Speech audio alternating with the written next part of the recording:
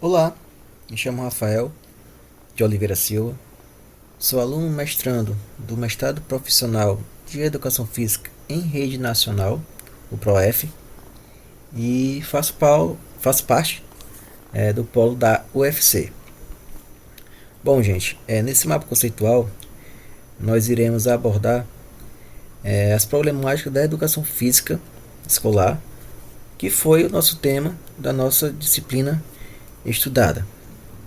Bom, na primeira semana nós tivemos como tema da aula o abandono da prática docente, onde estudamos o texto Entre o Rola, Bola e a Renovação Pedagógica de Gonzalez. No texto, foi discutido os desafios enfrentados pela educação física escolar ao tentar superar práticas pedagógicas tradicionais e pouco intencionais, como o famoso rola-bola, assim propondo a renovação no modo de ensinar do professor. Mas o que seria o rola-bola? O termo rola-bola ele representa aulas sem planejamento pedagógico em que o professor apenas leva os alunos para a quadra, fornece uma bola e os deixa os alunos à vontade, né, sem nenhuma intervenção e sem nenhum objetivo pedagógico. E sabemos que a educação física ela não é isso.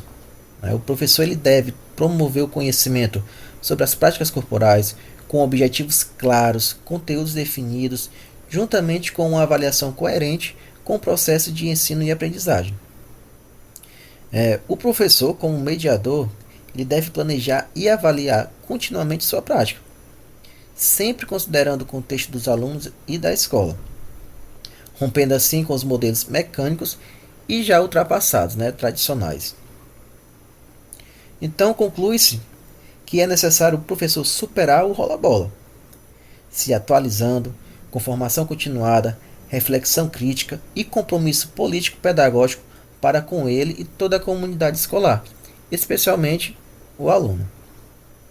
A educação física escolar precisa ser tratada como um espaço de aprendizagem significativo e não apenas como um momento de atividade física de lazer, né? Descompromissada e sem nenhum cunho pedagógico. Na segunda semana, nós tivemos como tema a relação entre teoria e prática, onde estudamos o texto de Soraya Darido, que tinha como tema relação entre ensinar a fazer e o ensinar sobre o fazer na educação física escolar.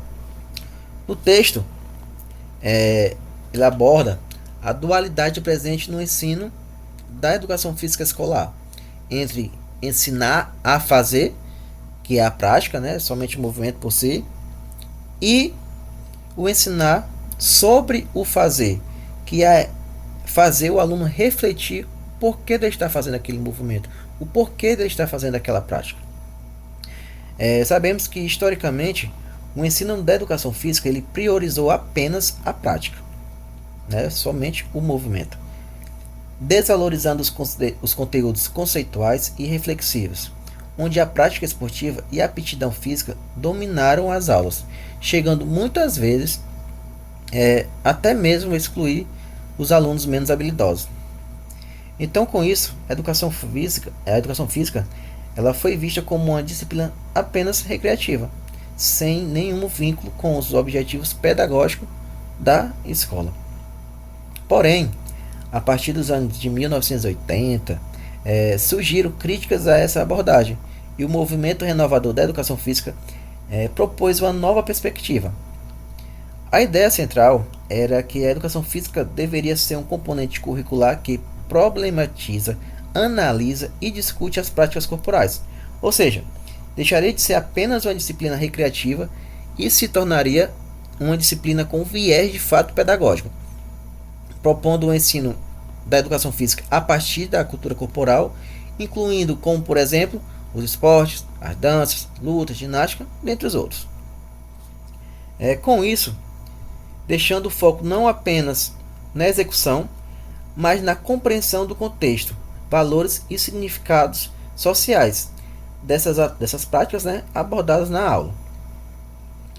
O professor deve articular a prática com discussões que promovam autonomia, criticidade e consciência corporal. Então, assim, podemos concluir que a educação física de qualidade, ela precisa equilibrar a vivência prática com a reflexão crítica sobre o movimento humano. Ensinar sobre o fazer é tão importante quanto ensinar somente a fazer. E estar dialogando sempre e se articulando com os saberes conceituais, procedimentais e atitudinais. Já na terceira semana, nós tivemos como tema aspectos legais da educação física escolar, onde tivemos como texto base educação física como componente curricular da educação básica, aspectos legais, de Fernanda Moreto e Poceto e Soraya Dareda, onde foi analisado a evolução legal da educação física escolar no Brasil, mostrando como sua presença no currículo da educação básica tem sido moldada por leis e políticas educacionais ao longo do tempo. Iniciando pela LDB de 1961, que foi quando a prática da educação física era obrigatória nos cursos primários, porém somente para os alunos de até 18 anos. Já em 1971, 10 anos depois, ela deixou de fazer referência ao limite de idade de obrigatoriedade da prática, tornando-se obrigatória em todos os níveis do ensino e facultativa ao aluno que estivesse nas seguintes condições: trabalhasse mais de 6 horas por dia e estudasse à noite, tivesse mais de 30 anos de idade, ou prestasse serviço militar, ou fosse fisicamente incapacitado.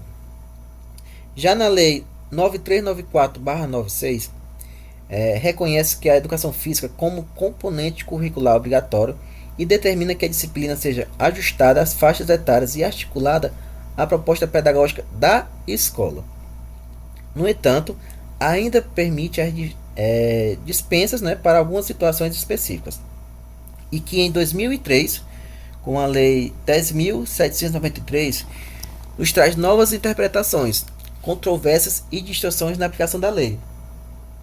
Onde ficou a dúvida?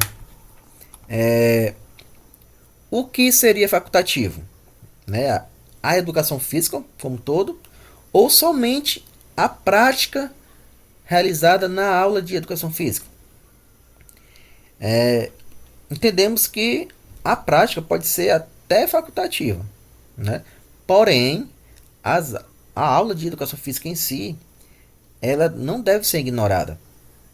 Ou seja, mesmo os alunos com limitações, eles devem participar das discussões, reflexões, propostas da aula. Sempre cabe ao professor adaptar suas aulas, planejando atividades alternativas e inclusivas para que todos possam participar ativamente. Na semana 4, nós tivemos como tema a indisciplina e o afastamento dos estudantes, onde trabalhamos o texto base, o afastamento e a indisciplina dos alunos nas aulas de educação física escolar, com os autores Soraya Dareda, Fernando Jaime Gonzalez e Gui Giciene. Bom, o texto ele destaca 2 grandes desafios enfrentados nas aulas de educação física escolar: o afastamento e a indisciplina dos alunos. E em vez de culpabilizar os estudantes, os autores eles propõem uma leitura mais profunda dessas questões, como sintomas de uma prática pedagógica que muitas vezes não contempla os interesses e necessidades dos alunos. Os autores trazem no texto algumas pesquisas na qual a educação física é a matéria preferida dos alunos. Porém, ao mesmo tempo, enfrenta vários desafios de afastamento dos alunos, nos quais muitos alunos, mesmo estando presentes, deixam de participar das aulas. Por motivos como, por exemplo, falta de sentido nas atividades propostas, Os alunos não veem sentido naquela atividade. Aulas centradas em esportes competitivos e tradicionais, certo? Vale também ressaltar sempre aquele velho quarteto fantástico, né? E até mesmo somente o rolar bola. Práticas excludentes para quem tem menos habilidade, exclui os menos habilidosos. Aula fora do horário das outras disciplinas, ou seja, aulas no contraturno, né, que insiste em ter em alguns municípios, algumas cidades, as aulas de educação física são no contraturno das demais disciplinas. A ausência de vínculo com o professor, ou seja, o professor ele não tem o diálogo com o aluno, né, aquele professor mais tradicional, dentre outros motivos. E já na questão da indisciplina,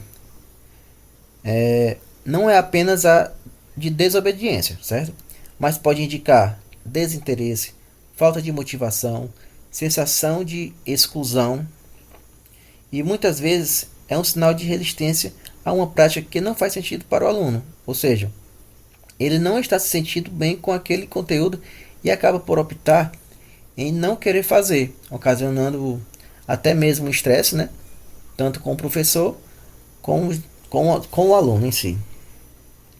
Então, o professor ele deve estar sempre atento ao planejar aulas inclusivas, aulas participativas e também, claro, né, contextualizadas. O professor ele deve escutar os alunos e considerar suas experiências, romper com o autoritarismo e a rigidez metodológica, ou seja, permitir sempre o diálogo junto ao aluno. Desenvolver também estratégias para mediar conflitos em vez de apenas punir. Algumas estratégias que poderão ser utilizadas são, como por exemplo, trabalhar com jogos cooperativos, atividades culturais e projetos interdisciplinares. Até porque essas problemáticas não é somente da disciplina de educação física, também ocorre nas demais disciplinas. Diversificar as práticas corporais e criar espaço de fala, favorecendo o protagonismo do aluno, né? O aluno se sentir protagonista também nas aulas, e estabelecer relações de respeito e confiança com os estudantes. Concluindo o estudo, vimos que o texto ele oferece uma visão humanizada e crítica sobre o comportamento dos alunos das aulas de educação física. Ao invés de enxergar o afastamento e a disciplina como falha dos estudantes, os autores eles propõem entendê-los como consequência de práticas pedagógicas que precisam ser revistas. Já na semana seguinte, nós tivemos como tema as dificuldades relacionadas ao ensino do esporte. Que como texto base tivemos inquietações no tratamento do esporte na educação física escolar, de André Luiz Ruggiero Barroso, que analisa o papel do esporte nas aulas de educação física escolar, refletindo sobre seus benefícios, limites e contradições.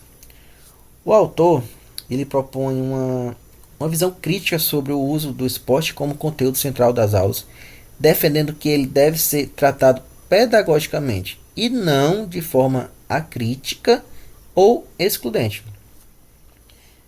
O autor ele traz algumas vertentes, como o esporte como conteúdo hegemônico, né, com a visão biologicista.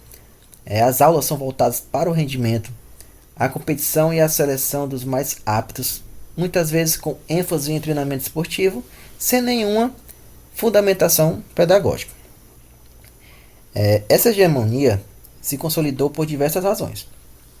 Sabemos que o esporte ele é historicamente o conteúdo mais presente nas aulas de educação física e que muitas vezes se limita ao conhecido quarteto fantástico, né, que é futsal, né, futebol, o vôlei, handebol e o basquete. Outras razões também se dão pelo apelo social e midiático, né, a forte influência da mídia nesses esportes, como também a formação profissional do professor, que é centrado no ensino das modalidades esportivas. Em sua crítica, o autor ele traz consigo práticas pedagógicas inovadoras, destacando que o esporte não deve ser excluído da educação física escolar, mas ressignificado.